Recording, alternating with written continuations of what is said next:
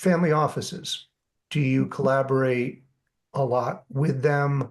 What other partners do you find yourselves co-investing with or working with most closely as you pursue these things?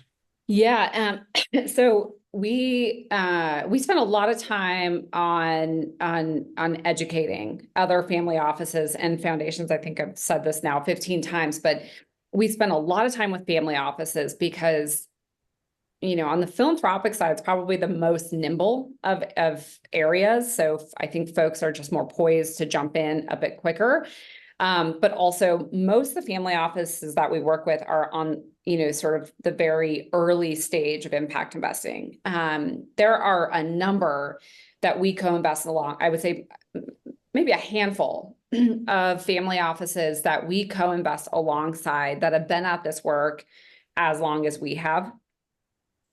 But predominantly, I would say majority of family offices are still kind of tooling in the, philanthropy.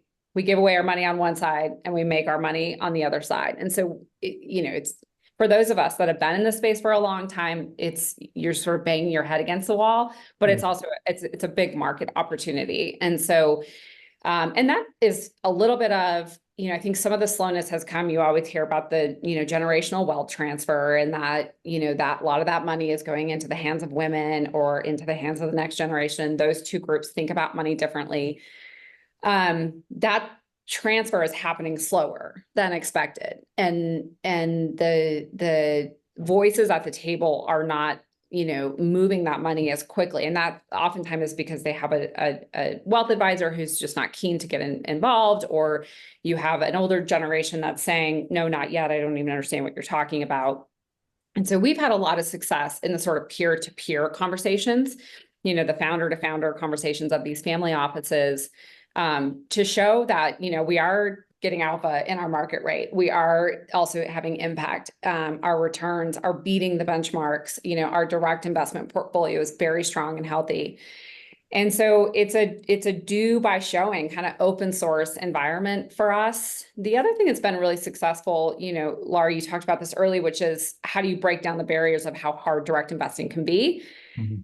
And for us, that is sharing diligence and sharing, openly sharing all of our documents. There's all the legal mumbo jumbo of like, you have to take that investment on yourself and make it yourself, and it can't be on the basis of someone else's due diligence. But that has been pretty game changing. There's a lot of folks in the space who have tried to create platforms, where you match make companies with investors and whatever that may be. And, to no fault of their own, that's just a really hard way to go about it.